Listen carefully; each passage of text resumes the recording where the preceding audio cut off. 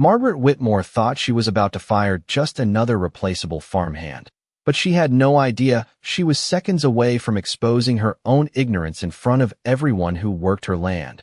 The midday sun hung heavy over the 200-acre farm, heat rising in waves off the dry soil. As the irrigation alarms blared like a warning no one could ignore, workers stood scattered between rows of wilted crops, unsure, waiting, while Margaret stormed across the field in polished boots that had never known real dirt, her voice sharp enough to cut through the noise. "This is what happens when people don't follow instructions," she snapped, her eyes scanning for someone to blame. And they landed on Emily Carter, standing quietly near the control panel in faded jeans and a dust-covered shirt, her short hair tucked behind her ear, notebook in hand, invisible as always. Or at least that's what Margaret believed. "You," Margaret pointed, her tone dripping with dismissal. "You've been hanging around these systems all week. Maybe you think you understand them." A few workers exchanged glances, a low chuckle spreading through the group. Emily didn't respond, her eyes fixed on the blinking error codes, the subtle tension in her posture the only sign she was processing more than anyone realized. Margaret stepped closer, her shadow falling over Emily like a warning. "Unless you've secretly become an engineer overnight, I suggest you stay out of this." The laughter grew louder now, emboldened, echoing across the dry fields. But Emily's expression didn't change, her fingers brushing lightly over the metal casing of the control unit, as if it were something familiar, something she had seen before. And in that moment, something shifted, barely noticeable, like the air right before a storm breaks. Because while everyone else saw a quiet farm girl standing in the wrong place at the wrong time, Emily was already mapping the entire system in her mind. Every pipe, every valve, every pressure point. And Margaret, blinded by her own certainty, had no idea she had just handed control of the entire situation to the one person who understood it better than anyone else on that farm. The alarms kept screaming as the sun climbed higher, baking the fields into a dull gold haze, and Margaret Whitmore felt the pressure building with every passing second, because every minute the irrigation system stayed down meant another acre of crops edging closer to failure. And failure was something she did not tolerate, not on her land, not under her name. She turned sharply to her operations manager who stood frozen with a tablet in his hands. "Why is this not fixed yet?" she demanded, her voice cutting through the dry air. He stammered something about pressure imbalance and faulty sensors, words that sounded technical but carried no solutions, and Margaret's jaw tightened. This was exactly the kind of incompetence she refused to accept. She built this farm into one of the most efficient operations in the county, running thousands of gallons of water per hour through a network designed to maximize yield. And now it was all slipping because no one could think under pressure. Behind her, the workers whispered, some glancing at Emily who had not moved from the control panel, her silence now beginning to stand out in a way that made people uncomfortable. Margaret noticed it too, that stillness, that focus, and it irritated her more than anything else. "If you have something to say, say it," Margaret snapped without turning. Emily lifted her eyes slowly, steady, calm in a way that did not match the chaos around them. "The system is not broken," she said, her voice quiet but clear. And for a moment, the words seemed to hang in the air, ignored, until a few workers exchanged confused looks. Margaret let out a sharp laugh, short and dismissive. "Not broken," she repeated, stepping closer now, her boots crunching against the dry ground.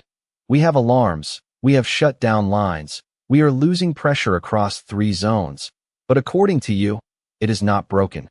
The sarcasm was heavy, deliberate, meant to remind everyone exactly who was in charge. Emily did not flinch. Instead, she reached toward the panel, pointing at a sequence of blinking indicators most people had already given up trying to understand. "It is rerouting itself," she said, almost as if she was thinking out loud. "The system is protecting the main line."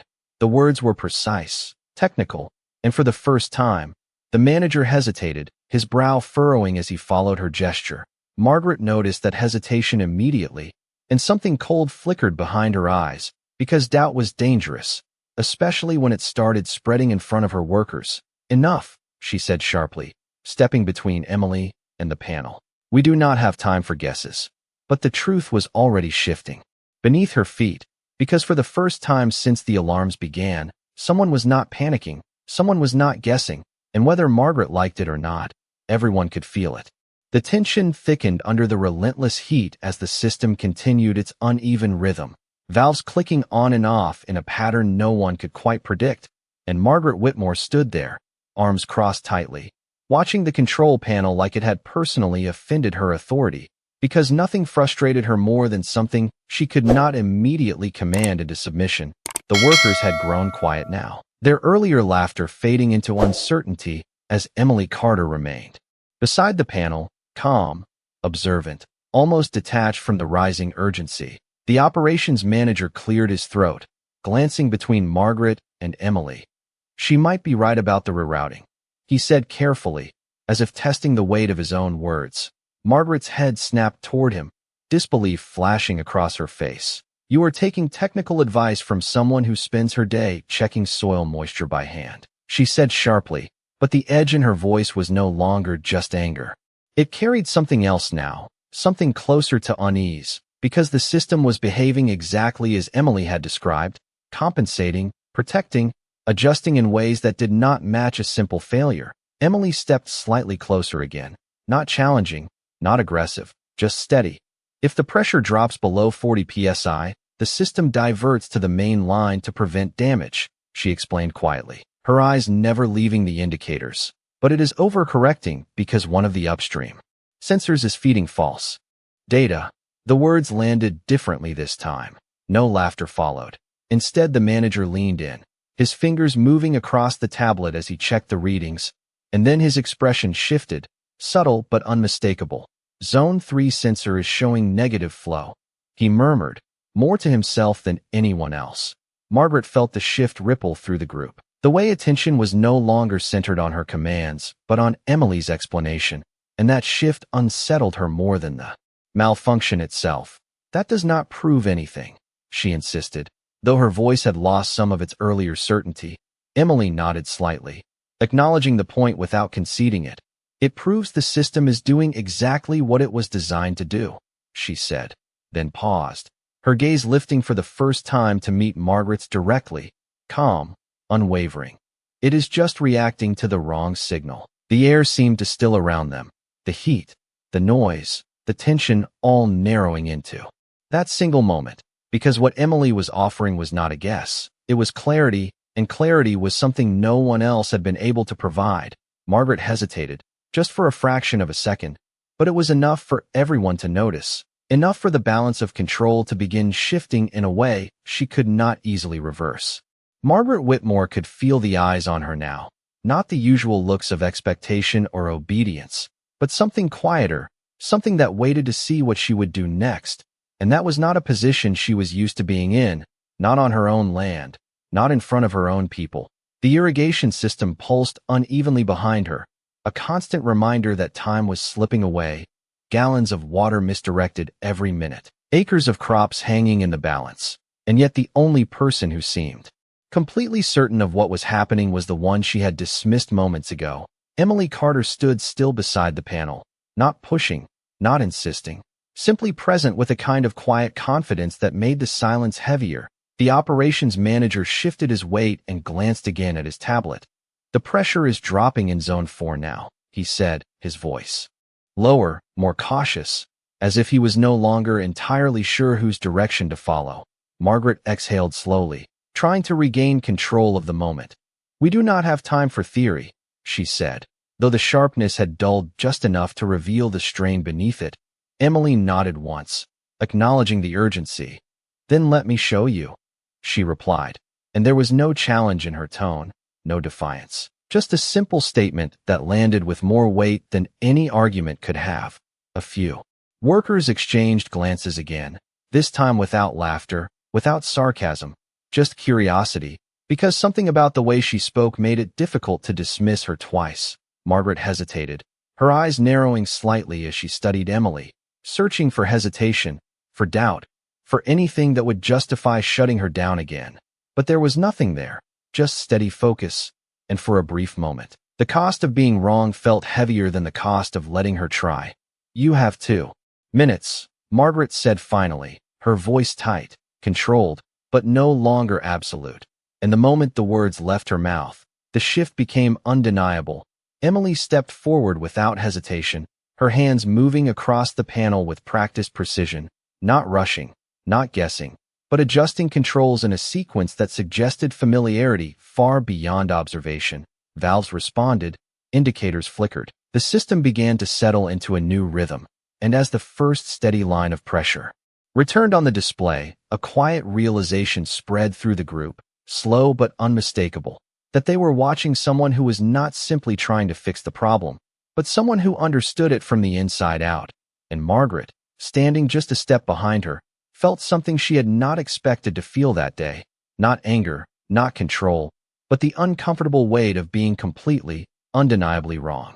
The system responded to Emily Carter's touch with a quiet precision that no one else had managed to achieve, pressure levels stabilizing line by line across the display as the chaotic blinking slowed into a steady rhythm.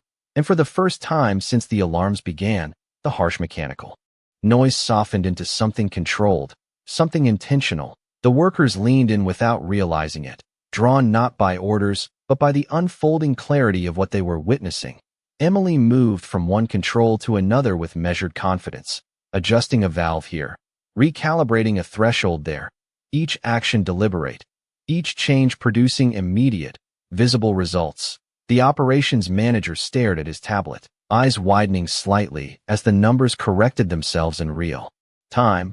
Pressure is back above 50 psi in Zone 3, he said, his voice carrying a note of disbelief. Zone 4 is stabilizing. No one laughed now. No one whispered. The field had fallen into a silence that felt heavier than the earlier chaos.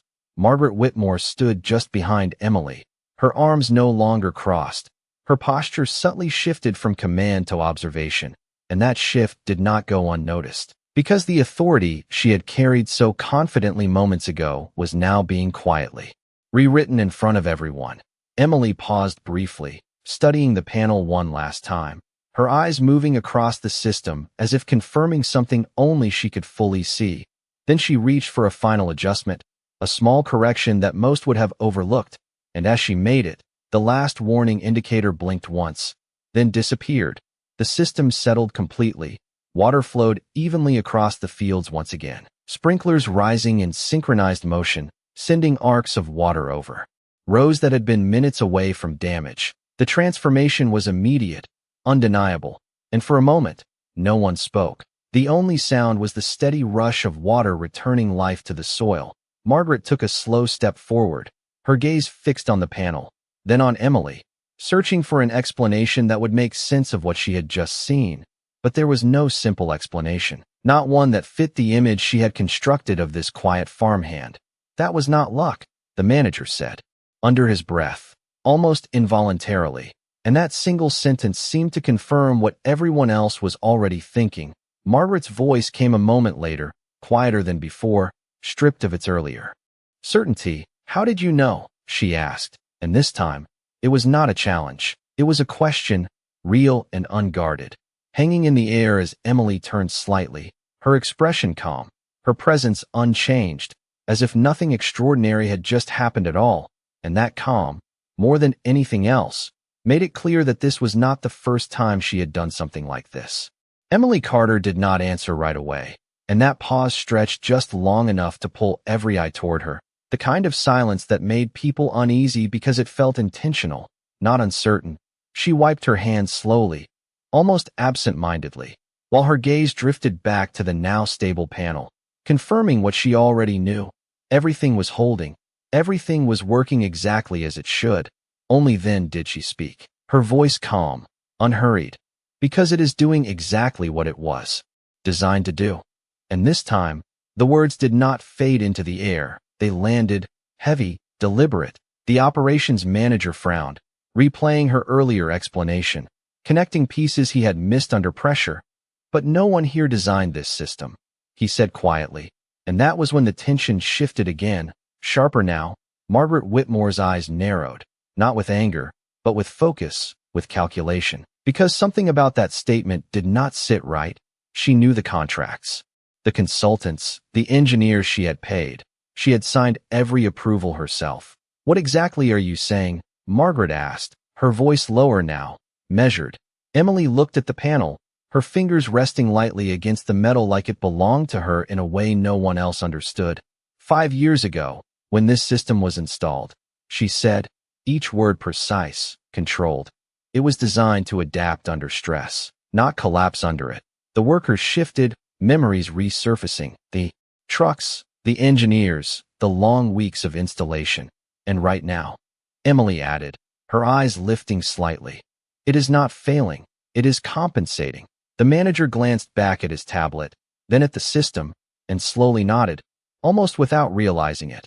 And Margaret felt something colder settle in her chest, not doubt anymore, but the beginning of something far more uncomfortable, recognition, because the way Emily spoke was not theoretical, it was not observational, it was intimate, as if she had been there when it all came together, and Margaret, standing in the middle of her own farm, began to understand that she had been speaking down to someone who knew this system far better than she ever had. Margaret Whitmore took a slow step forward, her boots pressing into the soil that now glistened under steady streams of water. The system fully stabilized behind them. But the real shift was no longer mechanical. It was human. It was happening in the space between her and Emily Carter. Then explain it, Margaret said, her voice controlled, but no longer dismissive.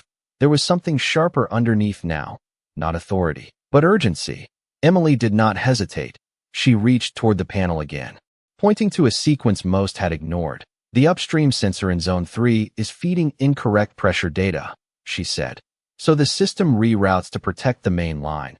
But because no one corrected the source, it kept escalating the response. The operations manager's eyes widened as he checked the logs. That is exactly what happened, he said, more to himself than anyone else. Emily continued, not raising her voice, not trying to impress. The system did not break, it was forced into. Overcompensation, she paused briefly, then added. It is doing what it was built to do, even when the people running it are not. That sentence cut deeper than anything said before, not loud, not aggressive, but undeniable. The workers felt it immediately, and so did Margaret. Her jaw tightened slightly, not from anger, but from the realization that the failure had not been in the machinery. It had been in how it was handled. And you know all this, Margaret said slowly, because you have studied it. It was almost a challenge, but not quite. Emily shook her head once, small, certain. No, she said, and that single word shifted everything again. She let the silence stretch just long enough before adding, because I wrote the protocols that control it. The air seemed to stop, completely. The workers froze. The manager stared at her, trying to process what he had just heard.